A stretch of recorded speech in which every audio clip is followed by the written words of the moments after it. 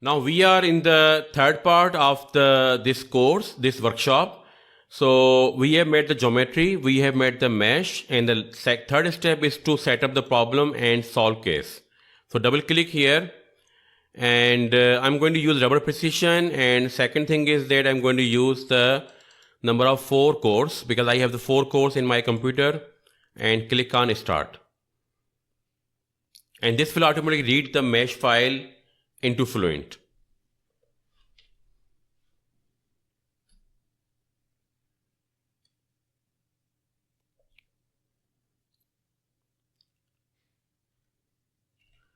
Okay, so I want to record the one information here that the mesh size is 0.8 million, and we have created the two spheres of influence here and here. That's why the mesh increased from 0.34 million for the coarse mesh to 0.8 million. Okay, now we have to select the things in this order. So material properties are that we have the density equal to 1000 and viscosity equal to 0.001 Pascal second. Our same units are which are equivalent to kilogram per meter second. So if you drive this unit, you will see the same thing here. Okay, so you can click on change and create and then close. And in the boundary conditions, only thing we have to provide is the boundary condition at the inlet. And the velocity we have found from the Reynolds number is equal to 6 here. Okay, so click on apply and close. That's all we needed to do here. And in the method, I will be keeping everything as it is. In the controls, I will keep everything as it is. And no report definitions, I will click on monitors and I will reduce the residual loss to very low values. So again double click here. So it is around 10 power minus 11. So let's make it 10 power minus 15. And copy this criteria and provide this criteria for all the residual plots which are residuals for continuity, momentum, x and y, z, momentum, and k epsilon, k omega for the SST turbulence model. So for all these are the values 10 power minus 15. Click on OK. And now initialize solution using hybrid method. Click on initialize.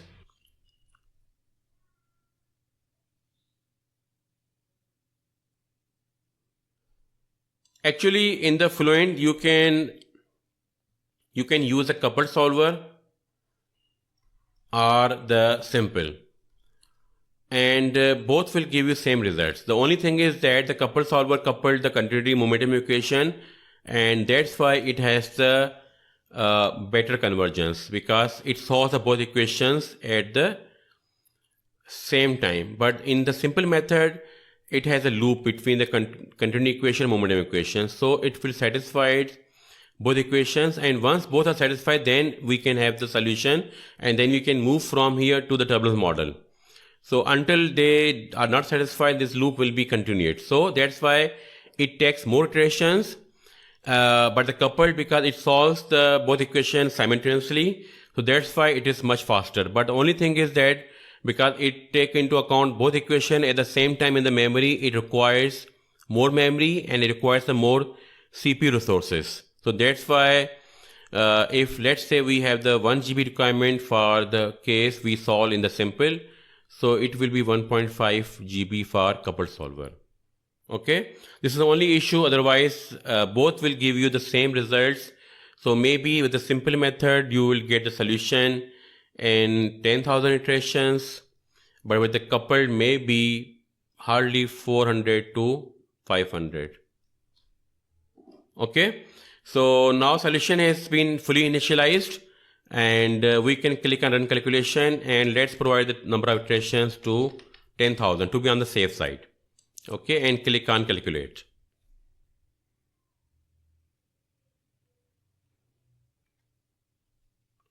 And also you can monitor the resources right now being used. So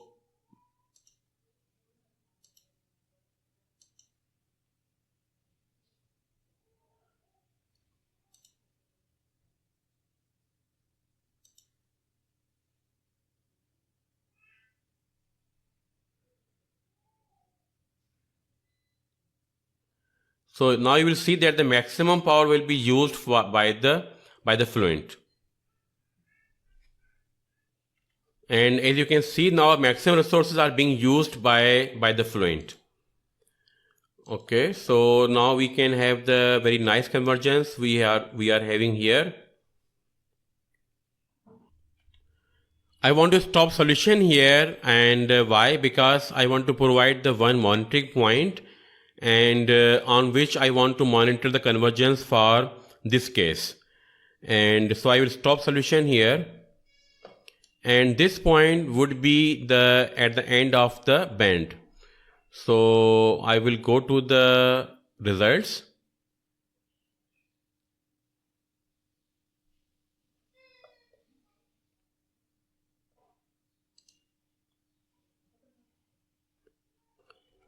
Okay, so click on OK and go to results, and from here click on create, and we have to create the point, and this point at the 0, x0, z is equal to also 0, and the y is equal to 0.02.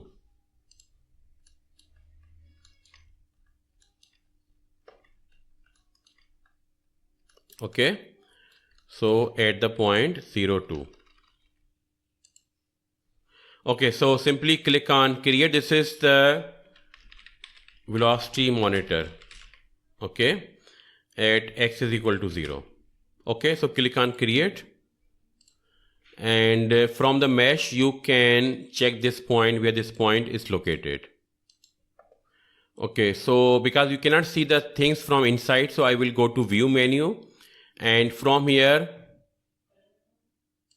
click on compose, and now we have to see that which surface is there. So display and make it transparent. Okay, this is over here. So now hide everything else and just show the outer faces. This is the point over here. This point is over here. Okay, so on this point we want to monitor the velocity, and because there is a separation on this location. So let me show you what I mean by this thing.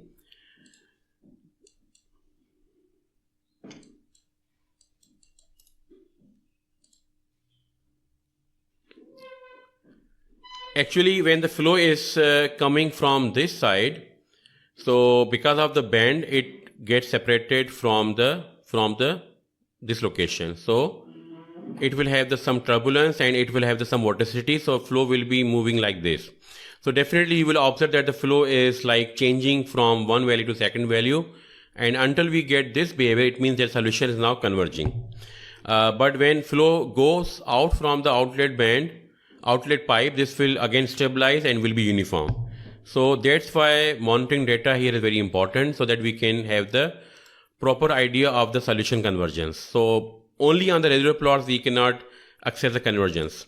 Okay, so in the report definition, I will click on the right click and new, and surface report, and this is only for the point. That's why I will choose vertex average. Vertex average means average of the surrounding points, okay, mesh points, and I want to take the average of velocity. This is the velocity monitor x0, and it is on this point. Okay, you can also print to console and click on OK. And also I want to increase the time scale factor to the 5, so that we can increase the solution convergence speed. And once we get the more convergence, I will change this to 10 or maybe 15. Okay, so for a time being, just keep this value and click on calculate. Click on OK also. Okay, you can see the monitor of velocity at the point x is equal to 0. That is the end of the 9 degrees band. So you can see the change in the velocity. So either it is stabilized to single value, or it can change with some periodicity when it is repeating the same behavior again and again. And as you can observe that the SQL reducers, they are reduced to the very low range, and now further we cannot see anything that they will reduce further. But from the velocity monitor at the end of the band, we can see that the solution changed from the some value, and because we didn't monitor from the very beginning of the iteration, so you will only see the values from the iteration number 49 maybe, and so within like 50 iterations you can see the solution stabilized to the one constant value, that is 6.45. so this value is now constant and it's not changing, and this also indicates solution has been fully converged. So now you can stop here. Okay, so you can see around it's around within the 250 iterations. So maximum you can get convergence like up to 300 iterations for this case. So now first thing you should be doing is to save this project. And we didn't save this project for a very long time. So we have to provide the name also for this project file.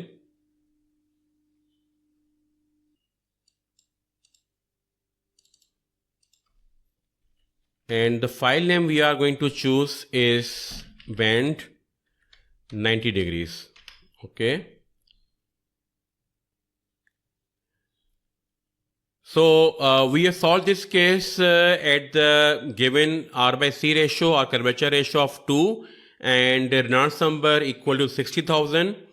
And in the next video, I am going to show you that especially how to plot these values, these plots, and especially this graph, and compare this graph with the given data from the Kim et al. Okay, so we have to first get data from Kim et al. We have to go through the different papers, and then finally we will plot this data into CFD post for our mesh and the data from the Kim et al.